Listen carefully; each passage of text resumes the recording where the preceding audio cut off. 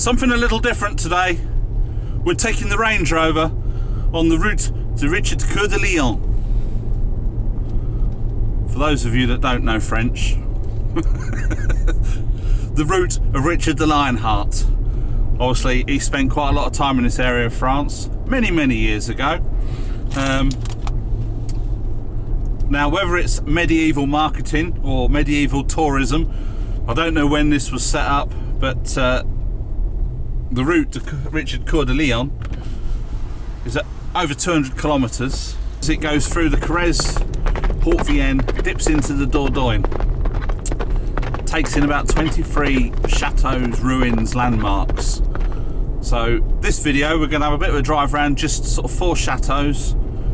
There'll be a bit of narration over the video and there'll be some comedy animations. So I hope you enjoyed this video. Anyway, let's crack on, concentrate on this road.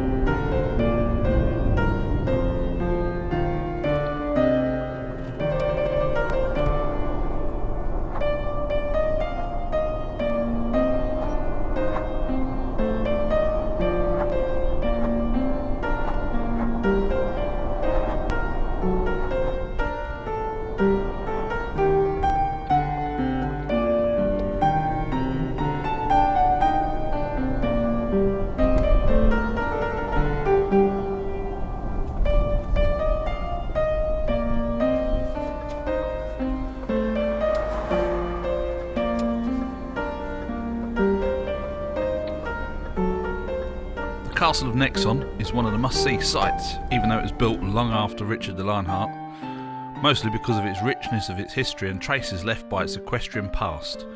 Built in the 17th century, it will remain the property of the family of the same name until 1983, when the municipality will acquire it. The estate, castle, stables and park, is a witness to the existence of the stud farm, created in the 16th century by the owners breeding Arabs for the royal family and for racing. It is also part of the Richard Coeur de Lion route, one of the essential tourist routes of the department.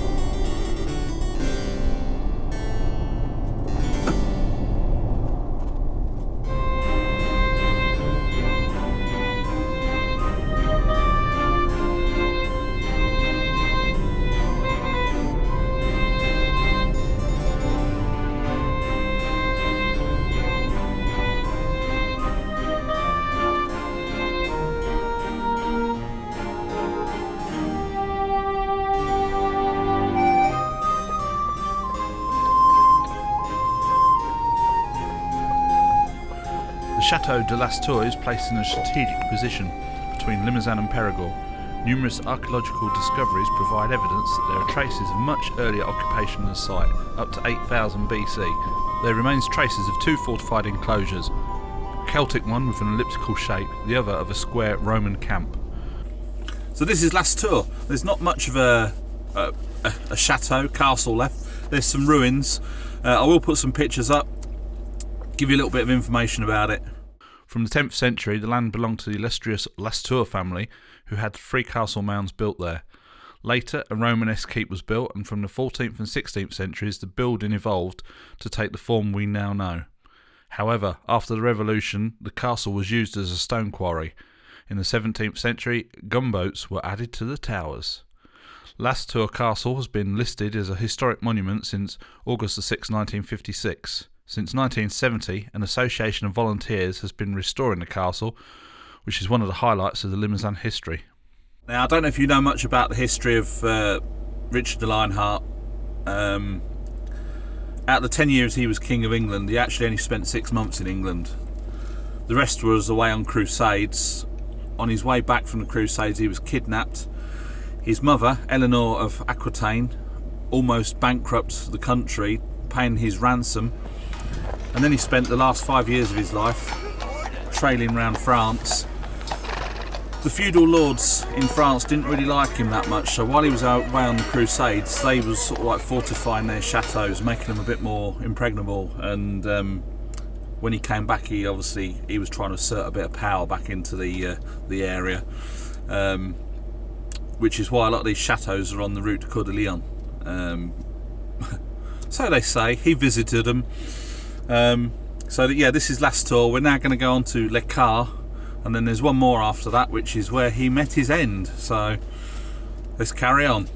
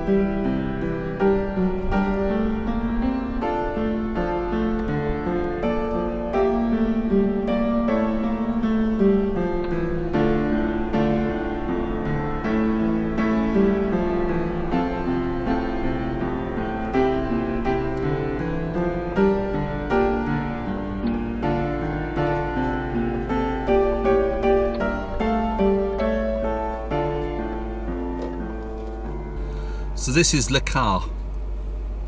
Got the chateau up there. I'll put some pictures and some information in. A small castle or a fortified house certainly already occupied the place from the 12th century.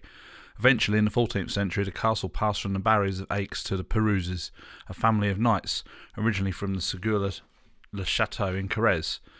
At the end of the 15th century, Geoffrey Perouse built a residence at Le Coeur, which became the location of the family's principal residence, with gardens installed in the 16th century and latter extended in the 18th century. At the time of the French Revolution, the Perouse family emigrated to England, and the castle was pillaged and eventually sold to quarrymen who demolished it for resale as building material, sparing only the artillery tower in the southwest angle and part of the main tower. Today the castle is the property of the commune, which is trying, with the help of the Archaeological Society, to display the remains effectively. It is a listed historical monument of the Ministère Français de la Culture. It's a bit of an old medieval looking building. I don't know how old that is, but this is on the route to Coeur de Lion. You'll notice all the brown signs with the lion on it. Just keep following those and you'll come across a chateau, castle, whatever you want to call it. Anyway, we're now going to Châlus, which is where he met his end. Let's carry on. Legend has it that a peasant farmer, whilst ploughing a field near Châlus, uncovered some buried treasure. This was taken into possession by his lord. Richard the Lionheart was having none of that. He wanted that for himself.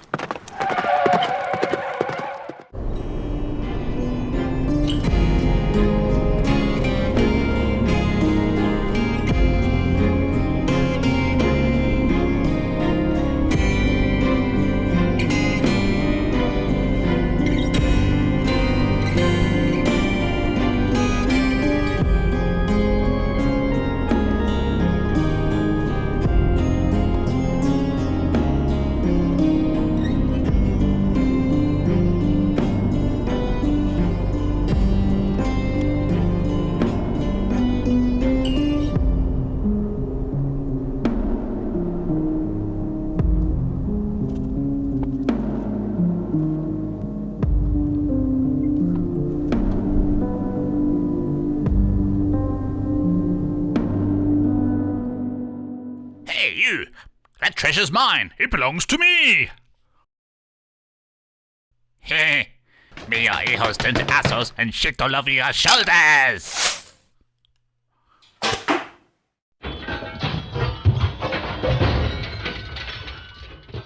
The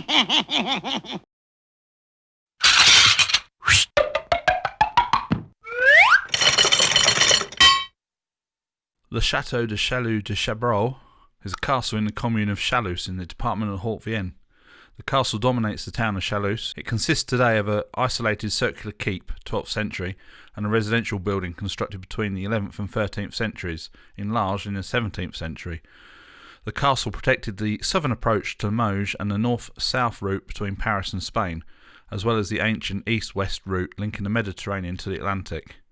It is most famous for the death of King Richard the Lionheart, who died here while besieging the castle in 1199 from a crossbow bolt. His entrails are buried in the castle chapel. So I hope you enjoyed that little tour around our little part of the Limousin.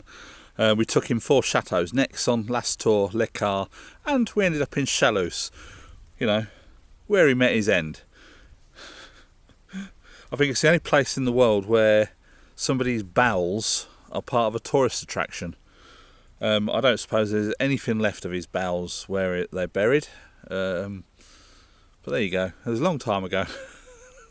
So I hope you enjoyed this video, our little drive around the countryside. Let me know if you want more of this sort of content out and about in the Range Rover. I know a lot of you like seeing the old countryside and stuff, but yeah, so we've combined the drive in the countryside with a bit of history, so all good stuff. Anyway, please give it a big thumbs up, subscribe if you haven't already, and we'll catch you in the next one. Bye for now.